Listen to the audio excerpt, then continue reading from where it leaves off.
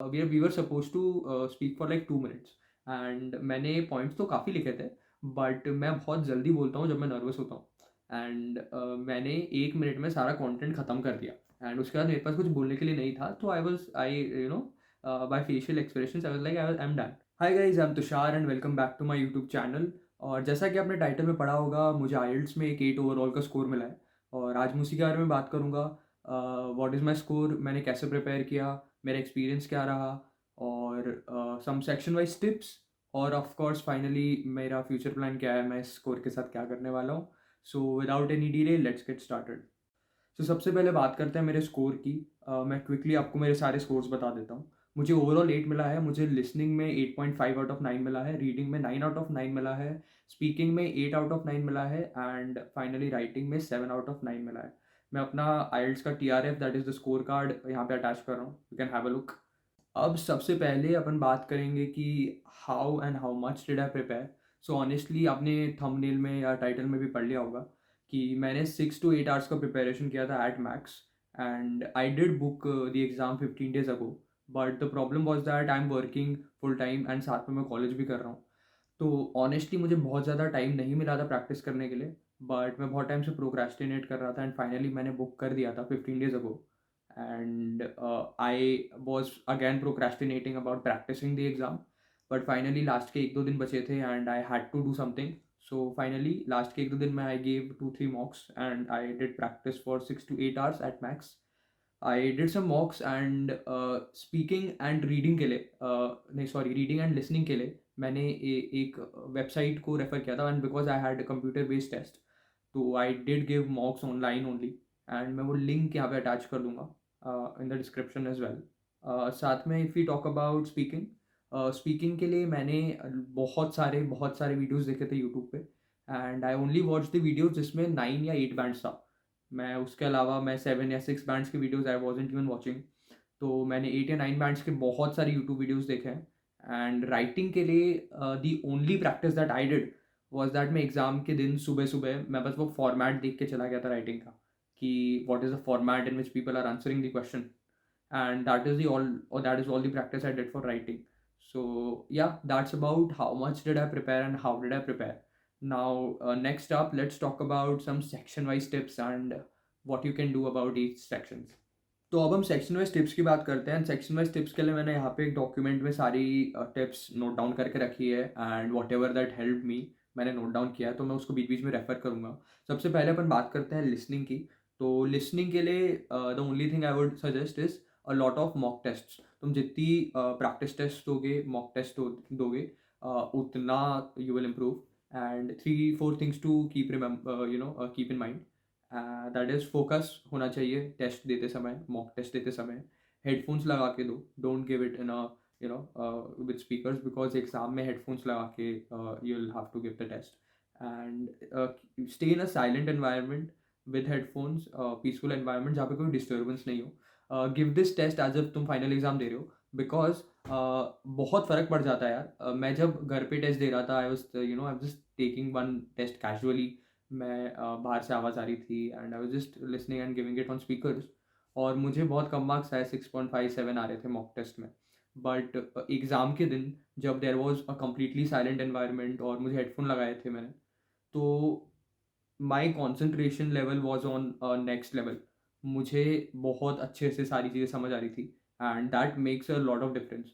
तो even the mock test that you give should be in a similar environment.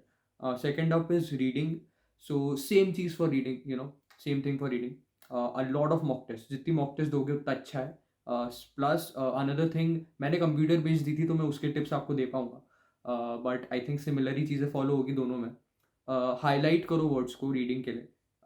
You have to highlight the keywords, dates, names and any other important information. Now important information क्या होती है ये आपको खुद पता चल जाएगा as an as you practice more. तो जैसे जैसे आप प्रैक्टिस करते जाएंगे, you will be better at highlighting words. You will know what answer is what is the question they are going to ask. तो तुम्हें पैसेज पढ़ते समय ही रीडिंग में आंसर पता चल जाएगा कि ये आंसर में आ सकता है, ये नहीं आएगा, ये तो डेफिनेटली नहीं आएगा। So that kind of information you will know what information is important द more and more you give the test. Next is you will also be better at time management as you are giving more test. शुरू में हो सकता है कि आप लोग time limit exceed कर रहे हो, पर उसका जो ट्रिक है टाइम लिमिट में कंप्लीट करने का test, that trick can only be understood once you are giving a lot of mock test. तो एक बार आप देंगे तो आपको खुद समझ जाएगा कि आप किस चीज़ में लैग कर रहे हैं, किस चीज़ में आपका टाइम एक्सीड हो रहा है, किस में नहीं हो रहा है. The final thing is reading में सबसे इंपॉर्टेंट होता है कि skimming and retention of knowledge. तो स्किमिंग करना आपको आना चाहिए. आपको एक एक वर्ड नहीं पढ़ना है पैराग्राफ में, या जो भी आपको टेक्स्ट दिया है, आपको उसको स्किम करना है. अगर आप एक एक वर्ड पढ़ने लगेंगे तो आप of course time limit exceed कर देंगे. So that is not an option. You have to skim and you have to retain the knowledge that you are skimming. तो आप अगर कुछ स्किम कर रहे हैं उसके बाद आप क्वेश्चन पढ़ेंगे, तो यू हैव टू नो कि ये कहाँ पे मैंने पढ़ा था, या ये इससे रिलेटेड है तो इस पैराग्राफ में होगा. If you don't retain that knowledge then आपको बार बार पढ़ना पड़ेगा वो paragraph, and it will only take up a lot of your time. Also अगर आपको एक कोई पर्टिकुलर सेक्शन में ज़्यादा प्रॉब्लम आ रही है, आपको कम स्कोर आ रहा है, तो then practice that section more, क्योंकि इनके रीडिंग और लिसनिंग सेक्शंस में ना there are different kind of questions. So if you are having trouble with one kind of question, then practice that more, give that more, so that you can improve on that. And जब तक आपके reading and listening में 8.5 या 9 नहीं आने लगते mock test में, तब तक you have to give it, because these two are the scoring sections. इधर आपको सबसे ज़्यादा chances होते हैं score करने के. So please take care कि आप इन दो sections को master कर लें by giving mock tests. अब हम स्पीकिंग की बात करते हैं. तो स्पीकिंग में द ओनली टिप मैंने आपको जैसे पहले बताया कि watch hundreds of videos, hundreds मतलब literally hundreds of videos of band 8 और 9. आप यूट्यूब पे जाएंगे, सर्च करेंगे कि आईएलटीएस स्पीकिंग 8 बैंड 9 बैंड, तो आपको बहुत सारी वीडियोस दिख जाएंगे. And use and watch the channels that also give you a feedback at the end. तो they give you a feedback कि कैंडिडेट ने क्या गलत किया, क्या सही किया, and that feedback is very very important. And या दैट्स ऑल अबाउट स्पीकिंग. थोड़े और टिप्स है कि use uncommon words, don't use regular words. You will find these tips in the feedback of those videos that I told you. So मैं बस repeat ही कर रहा हूँ, आप वो फीडबैक देंगे आपको समझ आ जाएगा. इसलिए I won't repeat a lot of things, but don't use common words, don't repeat words a lot. कोई कोई लोगों का आदत होता है कि लाइक बार बार बोलेंगे, या कोई और वर्ड है जो बार बार वो यूज़ करते हैं कॉन्वर्जेशन में. तो you have to avoid that at all costs. Don't repeat a lot of words, otherwise examiner को लगेगा कि आपकी वोकेबलरी बहुत कम है. Then pausing for content is acceptable, but pausing for vocabulary is. So you can pause for content and think कि यार मैं आगे क्या बोलूँगा, बट अगर एग्जामिनर को लग रहा है कि आप वोकेबलरी के लिए पॉज कर रहे हो, आपको आगे आने वाला वर्ड नहीं पता है, बट कंटेंट है, तो then that is a problem. So pause for content okay, don't pause for vocabulary. That's all about speaking. Writing के सेक्शन के लिए मेरे पास कोई टिप नहीं है ज़्यादा, अदर देन कि आप उन आंसर्स को देखें 8 या 9 बैंड वाले before you go into the exams. Writing में एक फॉर्मेट आपको फॉलो करना रहता है कि there will be introduction, then there will be a section जहाँ पे you are talking about one point, second section में दूसरे पॉइंट के बारे में बात करें, then you are giving a conclusion. तो this is a normal format. Normally questions ऐसे आते हैं जहाँ पे they are giving you two sides of the coin, and you have to choose which one you would be on the side of, and you have to talk about both the points and then give a conclusion, etc etc. आप जब answers देखेंगे 8 या 9 band वाले, आपको खुद समझ जाएगा कि वो फॉर्मेट क्या है. वो फॉर्मेट फॉलो करिए. मुझे बहुत ज़्यादा मार्क्स तो नहीं आए राइटिंग में, 7 आउट ऑफ 9 आए, और मैं ज़्यादा एक्सपेक्ट कर रहा था क्योंकि मैंने बहुत अच्छा लिखा था मेरे हिसाब से. बट मैंने एक दो वीडियोज़ देखे थे यूट्यूब पे, and apparently writing is a very complicated section. I don't know how they mark it, but yeah, the only thing that can help you is having a look on those answers which have gotten 8 या 9 band. So do that about writing. So that's all about section wise tips.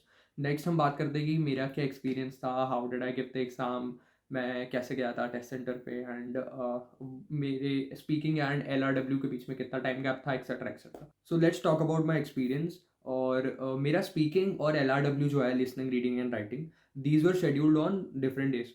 तो मेरा speaking 2 दिन पहले schedule हुआ था, and उसके 2 दिन बाद मेरा LRW शेड्यूल हुआ था. एंड स्पीकिंग के लिए मेरा आई थिंक अराउंड 9:15 शेड्यूल हुआ था, and we were supposed to get 45 minutes before that time. And मैं ऑफकोर्स मैं 8 बजे पहुंच गया था, एक डेढ़ घंटा पहले पहुंच गया था. And I was sitting outside the place, because एक बार आप अंदर चले जाते हैं तो आपको फ़ोन एंड एवरीथिंग लॉकर में रखना पड़ता है. एंड आई हैड थॉट कि मैं थोड़ा रिवाइज करूँगा पहले, तो मैं बाहर बैठ के रिवाइज कर रहा था. I was watching videos speaking के टाइम. देन हाँ, also I had brought a list with me जहाँ पे मैंने अनकॉमन वर्ड्स लिख के रखे थे। तो थोड़े बहुत वो वर्ड्स मैंने बस I just read up on it. And उसके बाद मैं आई थिंक 45 मिनट्स पहले मैं अंदर घुसा। And I had booked IDP का सेंटर। एंड अपेरेंटली वहाँ के वॉचमैन भी इंग्लिश में बात करते हैं। So that was something new.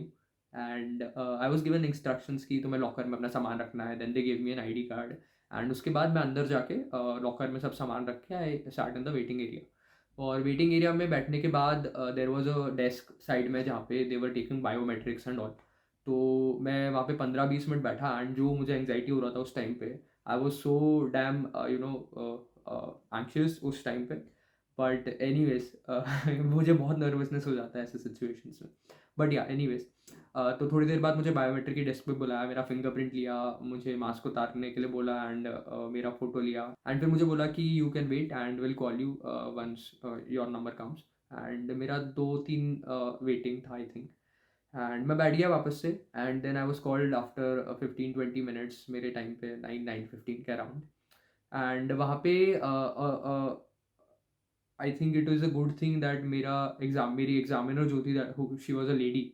And she was very less intimidating. I don't know why, but मुझे अगर कोई मेल एग्जामिनर मिल जाता तो मुझे बहुत इंटिमिडेटिंग लगता वो। बट एनीवेज, तो या I went into the room.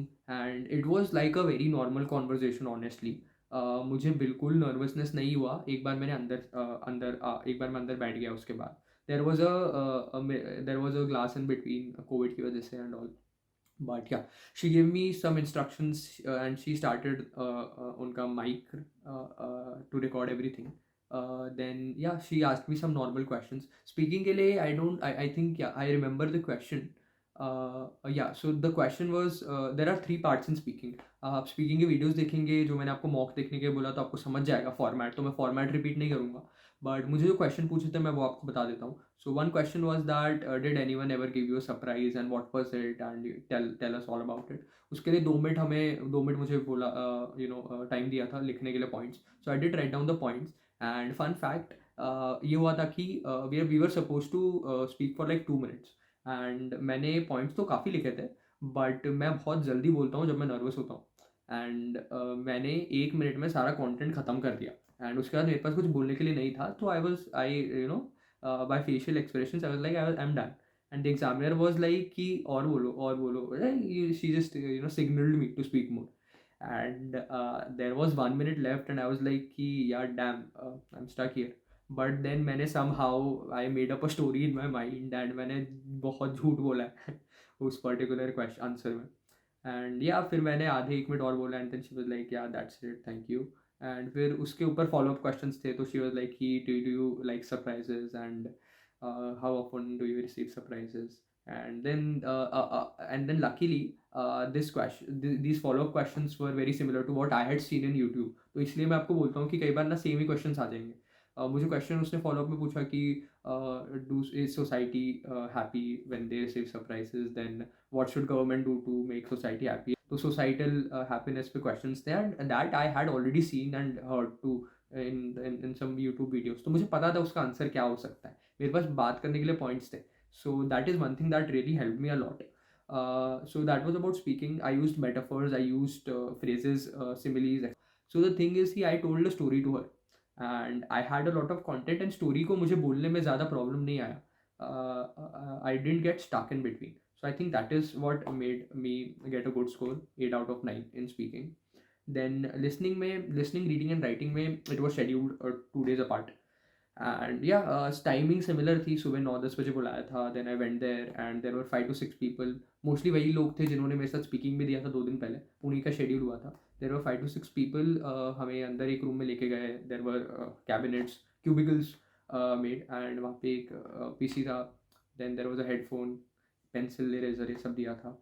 And yeah that was the environment. बाकी वंस वी स्टार्टेड, मुझे लिसनिंग में I remember I got 8.5। And I remember कि मेरे 0.5 कहाँ लूज हुआ, क्योंकि मैंने कम प्रैक्टिस किया था। तो मेरे 2 क्वेश्चंस मिस हो गए थे। एंड मिस हो गए थे as in I somehow missed the I somehow missed the part where they shared that answer and आगे के आंसर्स आने लगे. तो I did leave that 2 questions and so that I can write it down later on and I moved on. तो वो मेरे 2 questions miss हो गए. अगर मैंने ज़्यादा प्रैक्टिस की होती तो मुझे पता होता कि ये मिस नहीं होता, because I didn't know the format of this particular thing अच्छे से. So yeah if I would have practice more I think मुझे लिसनिंग में भी 9 आ जाते. Apart from that yeah nothing more to share as an experience. Reading में तो मुझे 9 आए हैं, राइटिंग में एंड या for every section that I did I was always finishing 5-10 minutes early. Writing में मैंने 20 मिनट्स अर्ली फिनिश कर लिया. उसके बाद मैंने बार बार रीड किया and I improve. In fact last minute तक मैंने चेंज किया था to rephrase it and paraphrase it somehow. So yeah, that's about it. That is all about my experience about this. So now let me tell you what really helped me. So there are some things that I did over the past few years that really helped me get this score with only just 6 to 8 hours of practice. And uh, first and foremost, speaking के लिए, I have watched hundreds of movies and TV series, English movies and TV series in the past 2 to 3 years. उसके पहले मैं हिंदी ही देखता था, मैं English देखता ही नहीं था. एंड एक बार मैंने स्टार्ट किया इंग्लिश देखना, फिर I didn't stop. And since the last 2-3 years मैं सिर्फ इंग्लिश ही देख रहा हूँ 95% ऑफ द टाइम.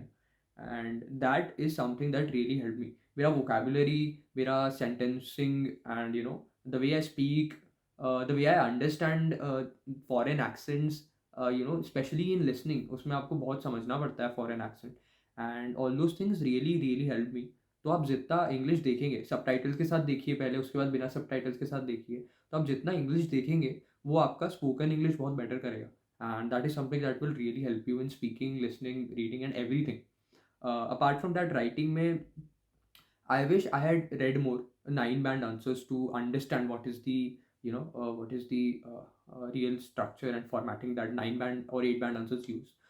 मैंने सिर्फ फॉर्मेट देख के गया था मैं, एंड इसीलिए आई थिंक मुझे 7 out of 9 आए. मैं थोड़ा सा और अगर 9 and 8 band आंसर्स देखता and if I would have noted the difference कि 9 में और 7 band में क्या फ़र्क है, तो शायद I would have figured it out how to get more in writing. Because मेरे हिसाब से मेरी राइटिंग अच्छी है. Writer and a poet. मैं इंग्लिश में लिखता हूँ. I have good metaphors and good stuff to say. But I was over confident and I got less marks in writing.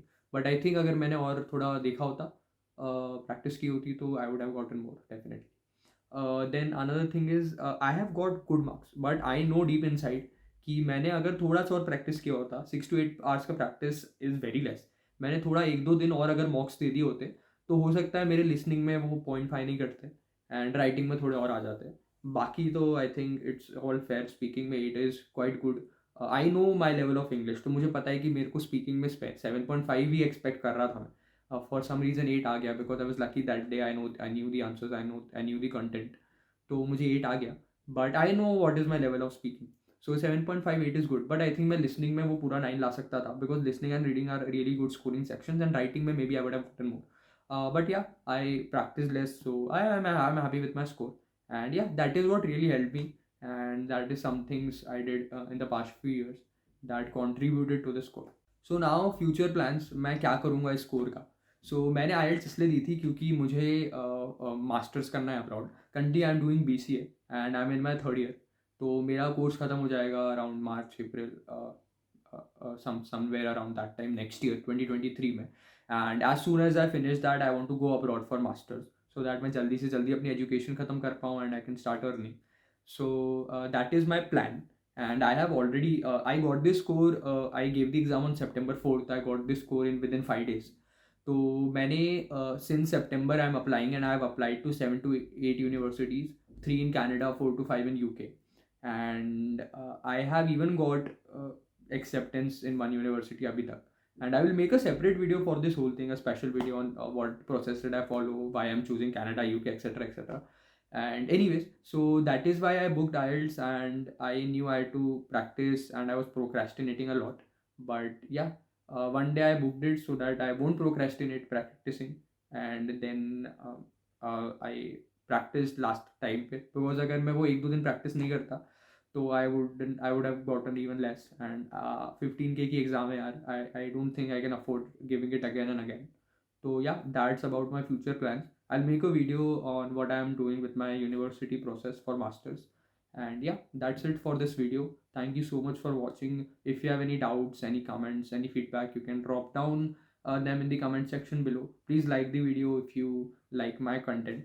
And if you want me to make some other videos for in some other topic or something, please let me know, and I'll surely try to make them. And yeah, guys, thanks a lot. See you soon.